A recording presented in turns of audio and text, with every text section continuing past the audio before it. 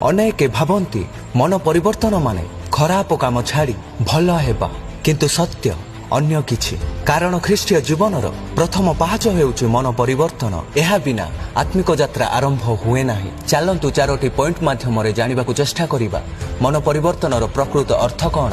प्रथम रे मन भावना और दिगर संपूर्ण परिवर्तन अर्थात पाप और निज इच्छार पथ छाड़ी ईश्वर इच्छा पथ को फेरिबा। द्वितीय रे एहा दुख नुहे, एहा एक नुआ आरंभ। मन परिवर्तन माने केवल अश्रु बा अनुताप नुहे, एहा हेउछि भितरु एक नुआ दिगरे चलिबार निष्पत्ति। तृतीय रे मन परिवर्तन माने केवल आचरण नुहे अर्थात भल काम करिबा। मन परिवर्तन नुहे, सत्य परिवर्तन हेउछि जेतेबेले हृदय नुआ होई जाए। चतुर्थ रे पाप प्रति घृणा और प्रभुंक प्रति प्रेम। हृदय जेतेबेले पाप को घृणा करे और यीशुंक प्रति प्रेम जन्म निये सेतेबेले मन परिवर्तन होई थाए। मन परिवर्तन हेउछि ईश्वरंक हृदय समर्पण करिबा। आमेन।